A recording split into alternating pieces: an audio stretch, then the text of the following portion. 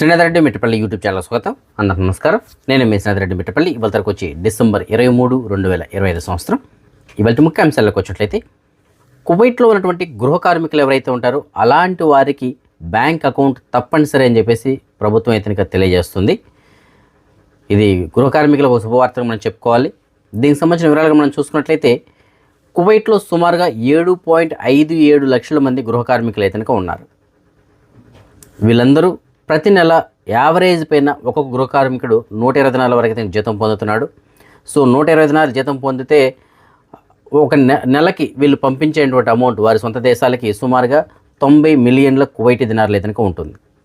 అదే సంవత్సరానికి మనం చూసుకున్నట్లయితే 1.1 బిలియన్ల కువైటీ దినార్లు, అంటే మన డబ్బుల్లో, మన ఇండియా డబ్బులు చెప్పాలంటే సుమారుగా 30,000 కోట్ల రూపాయలు అనేటువంటిది విదేశాలకి వెళ్తుంది డబ్బులు కువైట్ నుంచి. సో అంతటి ట్రాన్సాక్షన్స్ జరుగుతున్నప్పుడు కువైట్ నుంచి మరి గృహ కార్మికులు ఎందుకు బ్యాంక్ అకౌంట్లు లేవు, ఎందుకు చేయించలేదు అని చెప్పేసి గవర్నమెంట్ అయితే దీనిపైన సీరియస్ అయ్యింది. సో ఇప్పుడు తప్పనిసరిగా గృహ కార్మికులకి బ్యాంక్ అకౌంట్ అయితే ఓపెన్ చేయాలని చెప్పేసి ఆదేశాలు అయితే జారీ చేసింది. సో దానికి సంబంధించినటువంటి ప్రణాళికలను కూడా రెడీ చేస్తుంది. సో దీని యొక్క ఎలా ప్రాసెస్ జరుగుతుంది ఏంటంటే, ముందుగా కువైట్లో గృహ కార్మికులు ఎవరైతే ఉంటారో వారు బ్యాంక్ అకౌంట్ ఓపెన్ చేసుకోవడానికి చాలా సులభతరం అయితే చేస్తున్నారు. తక్కువ జీతానికి అకౌంట్ పనిచేస్తుంటారు కాబట్టి వారికి తగ్గట్టు అకౌంట్లు ఓపెన్ చేయడానికి బ్యాంకులు కూడా వాటి అకౌంట్ ఓపెనింగ్ అనేటువంటిది సులభతరం చేయాలని చెప్పేసి బ్యాంకులకు ఆదేశాలు జారీ చేసింది. ఎందుకంటే జనరల్గా బ్యాంకులు అకౌంట్ ఓపెన్ చేయాలంటే చాలా ఎక్కువ జీతం అయితే ఉండాలి. కానీ తక్కువ జీతం వీళ్ళకి వస్తున్నా సరే బ్యాంక్ అకౌంట్ ఓపెన్ చేయడానికి మార్గం అనేటువంటిది సులభతరం చేయబోతున్నారు. ఇది ఫస్ట్ది. ఈ బ్యాంక్ అకౌంట్లు ఓపెన్ చేసిన తర్వాత చాలామందికి ఇంగ్లీష్ కానీ అరబికే ఉంటే అవి వాడాలంటే కొద్దిగా కష్టం. కొంతమందికి ఆ భాషలు కూడా రాని వాళ్ళు ఉంటారు.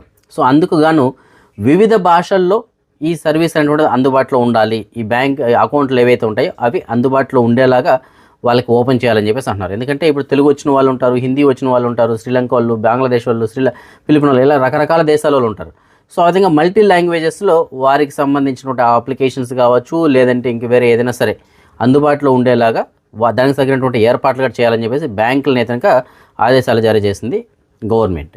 సైబర్ నేరాలు ఏవైతే ఉంటాయో వాటిపైన కూడా అవగాహన కల్పించినటువంటిది బ్యాంకులకే అప్పచెప్పింది గవర్నమెంట్. సో సైబర్ నేరగాళ్ళు ఎలా ఉంటారు, వాళ్ళు ఏ విధంగా మనల్ని మోసం చేయడానికి ప్రయత్నం చేస్తుంటారు, మనం ఎలాంటి జాగ్రత్తలు తీసుకోవాలి, ఇవన్నీ కూడా బ్యాంకు వాళ్ళే వీళ్ళకి అవగాహన అనేది కల్పించాల్సి ఉంటుంది. సో దీనివలన, ఈ విధంగా చేయడం వలన ముఖ్యమైనటువంటి బెనిఫిట్ ఏమిటంటే, యజమానులు ఎవరైతే ఉంటారో వాళ్ళు ప్రతి నెల గృహ కార్మికులకి జీతం అనేటువంటిది డబ్బుల రూపంలో చేతికి ఇవ్వకూడదు, బ్యాంకులోనే వేయాలి. సో అప్పుడు ట్రాన్సాక్షన్స్ అనేవి ఆన్లైన్లో జరుగుతాయి. సో అప్పుడు వాళ్ళు జీతం ఇచ్చారా లేదంటే కూడా ఆ ట్రాన్సాక్షన్స్లో తెలిసిపోతుంది. ఒకవేళ కొంతమంది ఏంటంటే గృహ కార్మికులు మా యజమాని మాకు జీతం ఇవ్వలేదని చెప్పేసి అంటూ ఉంటారు. సో అలాంటప్పుడు యజమాని ఈ ట్రాన్సాక్షన్స్ ద్వారా వాళ్ళకి రుజువు అయితే చూపించడానికి కుదురుతుంది, జీతం వేసినారా లేదా అని ఉంటుంది. అలాగే గృహ కార్మికులకు కూడా ఇది మంచిదే. ఎందుకంటే కొంతమంది జీతాలు ఇవ్వకనే మేము ఇచ్చామని చెప్పేసి అంటుంటారు యజమానులు. అప్పుడు వీళ్ళు ఈ ట్రాన్సాక్షన్స్ ద్వారా చూడండి మాకు జీతం ఇవ్వలేదు అని చెప్పేసి మనం చూపించుకోవడానికి కానీ బయట ఎక్కడ అడగడానికి కూడా అవకాశం ఉంటుంది. సో అలాగే ఆ యజమానులకు కూడా భయం ఉంటుంది, అరే మనం చేతికి ఇచ్చే డబ్బులు అయితే ఇచ్చినా ఇవ్వకపోయినా లేటుగా ఇచ్చినా సరే దాన్ని ఎవరో పట్టించుకునే వాళ్ళు కాదు. బ్యాంకులో వేయకపోతే మాత్రం వాళ్ళు ఏదైనా కేసు పెట్టినట్టయితే ఆ రిపోర్ట్ కానీ తీసినట్లయితే మనం ఇవ్వలేదు కాబట్టి మనపై చర్యలు తీసుకోవడానికి అవకాశాలు ఉంటాయి. కాబట్టి తప్పనిసరిగా జీతం వేయాలి అని చెప్పేసి వాళ్ళకి కూడా ఒక భయం అయితే ఉంటుంది. సో గవర్నమెంట్ ఏం చెప్తుందంటే, గృహ కార్మికులకి సరైనటువంటి సమయంలో వారి యొక్క జీతాలు ప్రతి నెల అందేలాగా చూడడం కోసం చెప్పేసి ఈ బ్యాంక్ అకౌంట్లు అనేటువంటిది తప్పనిసరి చేస్తుంది. సో త్వరలోనే దీనికి సంబంధించిన పూర్తి ప్రణాళికను అయితే వాళ్ళు విడుదల చేయనున్నారు. సో ఏదైనప్పటికీ కువైట్లో ఉన్నటువంటి గృహ కార్మికులు ఎవరైతే ఉన్నారో వారందరికీ కూడా త్వరలోనే బ్యాంక్ అకౌంట్లు ఓపెన్ చేసుకోవడానికి, అది కూడా చాలా ఈజీగా వాళ్ళు ఓపెన్ చేసుకోవడానికి అయితే అవకాశం కల్పించబోతున్నారు. కువైట్ మరియు భారతదేశం ఈ రెండు దేశాల మధ్య వ్యూహాత్మక భాగస్వామ్యం ఏర్పడి ఏడాది పూర్తయినటువంటి సందర్భంగా కువైట్లో ఇంక్రెడిబుల్ ఇండియా, అంటే అద్భుత భారత్ అనేటువంటి ప్రచార కార్యక్రమాన్ని అయితే చేపట్టారు. ఈ కార్యక్రమాన్ని కువైట్లో ఉన్నటువంటి మన భారతదేశానికి సంబంధించినటువంటి రాయబారి కార్యాలయం యొక్క అంబాసిడర్ అయినటువంటి పరిమిత త్రిపాఠి గారు మరియు టూరిస్ట్ ఎంటర్ప్రైజెస్ కంపెనీ, కువైట్కి సంబంధించినటువంటి టూరిస్ట్ ఎంటర్ప్రైజెస్ కంపెనీ యొక్క CEO అయినటువంటి అన్వర్ అబ్దుల్లా అల్ హైలాలా, వీళ్ళు జెండా ఊపి ఈ కార్యక్రమాన్ని అయితే ప్రారంభించడం జరిగింది కువైట్ టవర్స్ దగ్గర. కువైట్ టవర్స్ ఏవైతే ఉన్నాయో అక్కడ ఈ కార్యక్రమాన్ని ప్రారంభించారు. వీళ్ళు ముఖ్యంగా ఈ కార్యక్రమంలో ఏం చేస్తారంటే, కువైట్లో పబ్లిక్ ట్రాన్స్పోర్ట్కి సంబంధించిన బస్సులు ఏవైతే ఉన్నాయో ఆ బస్సుల పైన కొన్ని యాడ్స్ అయితే కనుక ఇవ్వడం జరుగుతుంది. యాడ్స్ అంటే అవి మన ప్రచారానికి సంబంధించిన, అంటే ప్రతి సంవత్సరం కూడా వీటిని ప్రచారం చేయడం జరుగుతుంది. లాస్ట్ ఇయర్ కూడా వాటిని డిస్ప్లే అయితే కనుక ఇచ్చున్నారు. సో ఈ సంవత్సరం కూడా మన ఇండియాకి సంబంధించిన కొన్ని ముఖ్యమైనటువంటి ప్రదేశాలు, ప్లేసెస్ ఏవైతే ఉంటాయో వాటిని ప్రదర్శించేలాగా ఈ స్టిక్కర్స్ అయితే కనుక ఉంటాయి ఆ బస్సుల పైన. ఉదాహరణ చూసుకున్నట్లయితే మన చార్మినార్కి సంబంధించినవి ఉంటాయి, అలాగే కొన్ని వాటర్ ఫాల్స్ సంబంధించినవి, అడవులకు సంబంధించినవి, ఇలాగ చాలా రకాలైనటువంటి ఉన్నాయి. అలాగే ఈ జల్ మహల్ అని చెప్పేసి, హవా మహల్, మహారాజా ఎక్స్ప్రెస్ రాజసం, సో ఇలాగ చాలా ఉన్నాయి. ఇవన్నీ కూడా మన భారతదేశంలో చాలా ముఖ్యమైనటువంటి ప్లేసెస్ ఏవైతే ఉంటాయో వాటన్నిటినీ ఆ బస్సుల పైన ప్రదర్శిస్తూ స్టిక్కర్స్ అయితే కనుక ఉంటాయి. వీటిని మీరు ఇవాళ నుంచే మీరు గమనించవచ్చు. బస్సులకు బ్యాక్ సైడ్ అయితే కనుక, అలాగే సైడ్లో కూడా వీటిని అంటించి ఉండడం జరుగుతుంది. సో ఏదైనప్పటికీ ఇది ఒక గ్రేట్ అని చెప్పేసి మనం చెప్పుకోవాలి. కువైట్లో మన భారతదేశానికి సంబంధించిన వాటిని ప్రచారం చేయడం, ఎందుకంటే మన భారతదేశానికి కువైట్ మధ్య ఒక ఒప్పందం కుదిరింది, వ్యూహాత్మక భాగస్వామ్యం కువైట్ మరియు ఇండియా మధ్య లాస్ట్ ఇయర్. సో అప్పుడు కూడా ఇదే విధంగా ప్రచారం చేపట్టారు. సో ఈ సంవత్సరం కూడా అదేవిధంగా ఈసారి ఇంకా భారీగా, అంటే లాస్ట్ ఇయర్ కన్నా చాలా ఘనంగా ఈసారి కార్యక్రమాన్ని కనుక ప్రారంభించారని చెప్పేసి తెలియజేస్తున్నారు. కువైట్లోని ఫాహిల్ ప్రాంతంలో అక్రమ నిర్బంధంలో ఉన్నటువంటి 25 మంది గృహ కార్మికుల్ని కువైట్కి సంబంధించినటువంటి నేర దర్యాప్తు విభాగం, అంటే సిఐడి పోలీసు వాళ్ళు ఎవరైతే ఉంటారో వాళ్ళు విడిపించడం జరిగింది. దీనికి సంబంధించిన వివరాలు మనం చూసినట్లయితే ఫాహిల్ ప్రాంతంలో స్థానికంగా బ్లాక్ డెన్ ఆఫ్ ఫాహిల్గా పిలుస్తారు ఈ ప్రదేశాన్ని. సో వీళ్ళ యొక్క ముఖ్య లక్ష్యం ఏమిటంటే ఎవరైతే గృహ కార్మికులు ఇంటిలో నుంచి పారిపోయి ఉంటారో అలాంటి వారిని లక్ష్యంగా చేసుకొని వాళ్ళకి ఆశ్రయం కల్పిస్తాము, అలాగే మీకు ఉద్యోగం కల్పించడం జరుగుతుంది అని చెప్పేసి వీళ్ళు మోసం చేస్తారనమాట. అంటే మాటలు చెప్పి నమ్మించి అక్కడికి తీసుకెళ్తారు. తీసుకెళ్ళిన తర్వాత వీళ్ళు చేసేటువంటి పని ఏంటో తెలిసిన, వారి దగ్గర ఉన్నటువంటి పాస్పోర్ట్, మిగతా డాక్యుమెంట్స్ ఏవైతే ఉంటే వాటన్నిటిని తీసేసుకొని వాళ్ళని బెదిరించి బలవంతంగా వృత్తులోకి దింపుతారు. దాని తర్వాత వారికి సంబంధించిన వీడియోల్ని మీ ఇంటి దగ్గర ఉన్నటువంటి మీ ఫ్యామిలీ మెంబర్స్కి పంపిస్తామని చెప్పేసి బెదిరించి వారి దగ్గర పని అయితే కంటిన్యూ చేయించడం జరుగుతుంది. సో ఆ విధంగా వీళ్ళు వాళ్ళ దగ్గర పని అయితే చేయించడం జరుగుతూ ఉంటుంది. ఒక మహిళ అయితే కనుక 2014 నుంచి ఇప్పటి వరకు, అంటే 11 సంవత్సరాలుగా ఆవిడ ఎక్కడికి వెళ్ళకుండా అక్కడే నిర్బంధంలో ఉండి ఈ వృత్తులు అయితే కొనసాగుతుంది. సో ఈ విధంగా చాలా కేసులు అయితే ఉన్నాయి. మొత్తం మీద వీళ్ళు రక్షించబడినటువంటి 25 మందిలో 19 మంది మహిళలు ఉన్నారు, 6 వచ్చి పురుషులు ఉన్నారు. ఈ 25 మందిని కాపాడారు. అయితే వీరిని మెయింటైన్ చేస్తుంది వచ్చి ఒక 6 వ్యక్తులు, వాళ్ళలో 4 వచ్చి మహిళలు, 2 వచ్చి పురుషులు, వాళ్ళందరూ కూడా ఒకే దేశానికి సంబంధించిన వాళ్ళు. సో వీళ్ళు ఏం చేస్తారంటే నమ్మించి మోసం చేసి వీళ్ళని తీసుకెళ్ళి ఒక ఇంటిని వీళ్ళు రెంట్కి తీసుకొని దాన్ని ఒక డెన్ లాగా మార్చుకొని దానికి ఇనప తలుపులు ఏదైనా బిగించారు. చాలా స్ట్రాంగ్గా, ఎట్టి పరిస్థితుల్లో వాళ్ళు తప్పించుకొని పోకూడదు అనమాట. అలాంటి ఇనప తలుపులు బిగించినటువంటి రూమ్స్లో వాళ్ళని పెట్టేసి వీళ్ళు బిజినెస్ అనేది నడిపించేవాళ్ళు. సో ఆ విధంగా చేసేవాళ్ళంట. సో ఎట్టకేళ్ళకి దీనికి సంబంధించినటువంటి రహస్య సమాచారం అందడంతో సిఐడి పోలీస్ వాళ్ళు 6 ఎవరైతే దీన్ని నడిపిస్తున్నారో వాళ్ళని అదుపులో తీసుకున్నారో ఆ 25 మందిని రక్షించడం జరిగింది. ఎవరినైతే అదుపులో తీసుకున్నారో వారిపైన చట్టపరమైన చర్యలు తీసుకోవడం కోసం సంబంధిత విభాగాలకు రెఫర్ చేశారు. ఇక 25 మందిని ఎవరైతే కాపాడారో వారికి మిగతా ప్రాసెస్ ఏదైతే చేసి వాళ్ళని ఇంటికి అయితే పంపించడం జరుగుతుంది. సో ఏదైనప్పటికీ ఒక పెద్ద డెన్ నడుపుతున్నటువంటి వాళ్ళని అదుపులో తీసుకున్నారు, 25 మందిని రక్షించారు. ఇది చాలా మంచి విషయం అని చెప్పేసి మనం చెప్పుకోవాలి. కాకపోతే వాళ్ళు చాలా నరకయాతన అనుభవించారు ఇన్ని రోజులుగా. వాళ్ళు ఎక్కడ వెళ్ళడానికి లేదు, తినడానికి లేదు, సరైనటువంటి తిండి లేదు, వాళ్ళకి సరైనటువంటి వసతి లేదు. ఒక రూమ్లో పెట్టేసి వీళ్ళని ఎంత ఇదిలాగా చూశారంటే అది బానిసత్వం అనమాట. వాళ్ళకి నచ్చినటువంటి ఒక వృత్తిలోకి దింపేశారు. ఇంకా ఆ వృత్తి పేరు మనం చెప్పకూడదు కాబట్టి చెప్పట్లేదు. ఆ వృత్తిలోకి దింపి వాళ్ళ దగ్గర పని చేయించడం జరుగుతుంది. వెట్టి చాకరీలాగా చేపిస్తున్నారనమాట. సో ఇది చాలా ఘోరం. అది 25 మంది గృహ కార్మికులు.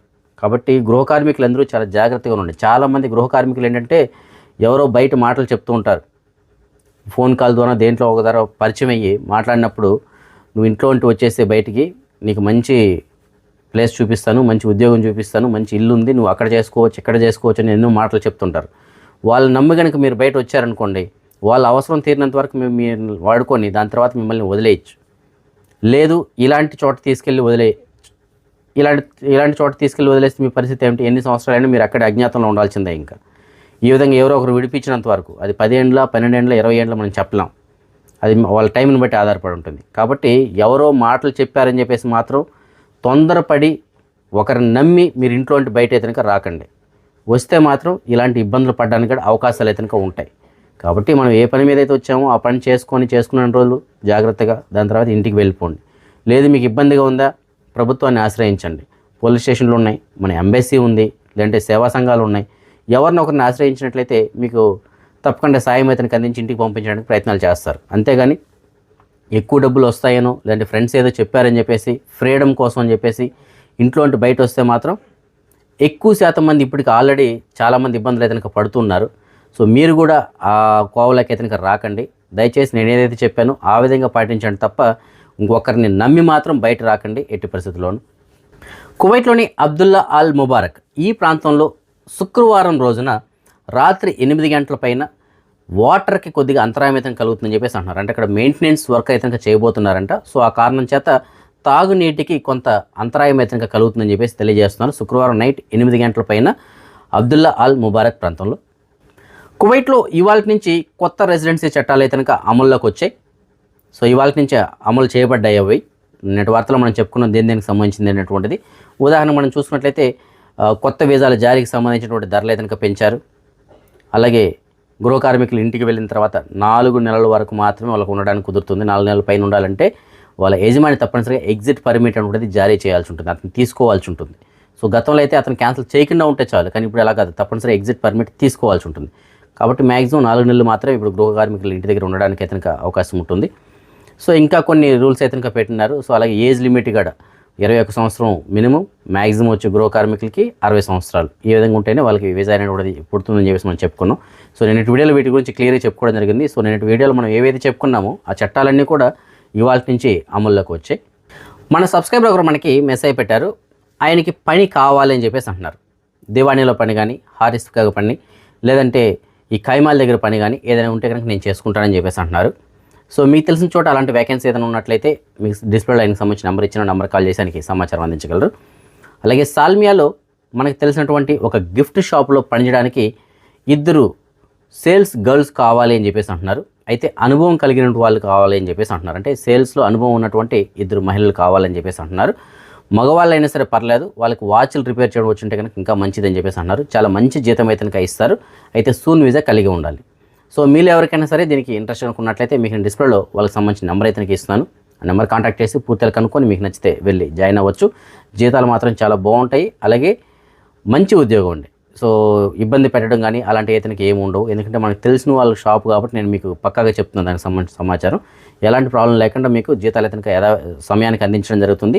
మంచి జీతం కూడా అందిస్తారు. కాకపోతే మీకు ఉండాల్సింది ఏంటంటే డ్యూటీ కరెక్ట్గా చేసుకోవడం, మంచి ఎక్స్పీరియన్స్ అయితే ఉండాలి ఈ సేల్స్లో. సో గిఫ్ట్ షాప్లో సేల్స్ చేయడం అనమాట. ఇంట్రెస్ట్ ఉంటే కనుక ఆ నెంబర్కి కాంటాక్ట్ చేయండి. ఇంకొక సబ్స్క్రైబర్ మనకి మెసేజ్ పెట్టడం జరిగింది. ఆయన తనాదుల పైన ఉన్నారు, డ్రైవర్ పని కావాలని చెప్పేసి అంటున్నారు. సో మీకు తెలిసిన చోట ఎక్కడైనా సరే డ్రైవర్ పని కనుక వేకెన్సీ ఉన్నట్లయితే మీకు నేను డిస్ప్లే ఆయనకి సంబంధించిన నెంబర్ ఇస్తాను. నెంబర్ కాల్ చేసి ఆయనకి సమాచారం అందించగలరు. అదే మనం ఈ మనీ ఎక్స్చేంజ్ విషయానికి వచ్చినట్లయితే ప్రస్తుతానికి ఒక కువైట్ దినార్ మన భారతదేశం రూపీస్లో సుమారుగా $290.51 ఉంది. బంగారం విషయానికి వచ్చినట్లయితే బంగారం ధర మాత్రం నిన్నటికి వాళ్ళకి మళ్ళీ స్వల్పంగా పెరిగిందని చెప్పేసి మనం చెప్పుకోవాలి. మాలియాలో ఉన్న సూకల్వతిలో ఉన్నటువంటి షాప్ నెంబర్ 121లో ఉన్న ఎఫ్కే జ్యువెలర్స్ వాళ్ళు మనకు అందించిన సమాచారం మేరకు 22 క్యారెట్ల బంగారం అనగా వస్తువుల రూపంలో అంటే బంగారం ప్రస్తుతానికి 1 గ్రామ్ ధర 40 దినార్ల 675 ఉంది. అదే 24 క్యారెట్ల బంగారం అనగా బిస్కెట్ రూపంలో బంగారం ప్రస్తుతానికి 1 గ్రామ్ ధర 44 దినార్ల 357 ఉంది. సో ఈ ఫ్రెండ్స్ ప్రస్తుతానికి అప్డేట్స్. రేపు రాత్రి 9 గంటలకు వచ్చే వీడియోలో మరిన్ని అప్డేట్స్ తెలుసుకుందాం. అంతకు సెలవు. జై Hind. Care health insurance secure child personal accident pension పాలసీతో మీ పిల్లల భవిష్యత్తును రక్షించుకోండి. ఈ పర్సనల్ యాక్సిడెంట్ పెన్షన్ పాలసీ ద్వారా మీరు ప్రమాదాల నుంచి ఆర్థిక రక్షణ పొందవచ్చు. ప్రమాదాల వల్ల ఏర్పడే మృతి, శాశ్వత వైకల్యం, తాత్కాలిక వైకల్యం, దృష్టి నష్టం వంటి పరిస్థితుల్లో ఈ పాలసీ మీ కుటుంబానికి ఆర్థిక భద్రతను అందిస్తుంది. ప్రమాదంలో మృతి చెందినప్పుడు లేదా శాశ్వత వైకల్యం వచ్చినప్పుడు 100 నెలల పాటు 100% సమ్ ఇన్సూర్డ్ మొత్తాన్ని అందిస్తారు. శాశ్వత లేదా పాక్షిక వైకల్యం అయినప్పుడు 200% వరకు ప్రయోజనం పొందవచ్చు. తాత్కాలిక వైకల్యం వచ్చినప్పుడు ప్రతి వారం 1% సమ్ ఇన్సూర్డ్ చెల్లించబడుతుంది. దృష్టి నష్టం జరిగినప్పుడు కూడా ఇదే విధంగా రక్షణ కలదు. ప్రమాదంలో గాయపడి ఆసుపత్రి చికిత్స కోసం ఖర్చైన మొత్తానికి 3 లక్షల నుంచి 5 లక్షల వరకు కవరేజ్ ఉంటుంది. కీళ్లు విరిగిన సందర్భంలో 1 లక్ష నుంచి 2 లక్షల వరకు సహాయం అందుతుంది. ప్రమాదాల వల్ల పిల్లల చదువుల ఖర్చులకు 10% సమ్ ఇన్సూర్డ్ కవర్ చేయబడుతోంది. పునః నిర్మాణ శస్త్రచికిత్సలకు 10 లక్షల వరకు ప్రయోజనం ఉంటుంది. తదుపరి రక్షణ ప్రయోజనంగా 10 నుంచి 20 లక్షల వరకు అదనంగా పొందవచ్చు. ఈ పాలసీ ద్వారా మీరు పిల్లల భవిష్యత్తును ఆర్థికంగా సురక్షితంగా ఉంచవచ్చు. వయస్సు పరిమితి 18 నుంచి 64 సంవత్సరాలు. ఇక ఆలస్యం చేయకుండా మీ పిల్లల భవిష్యత్తును ప్రమాదాల నుంచి ఈ రోజు నుంచే కాపాడండి.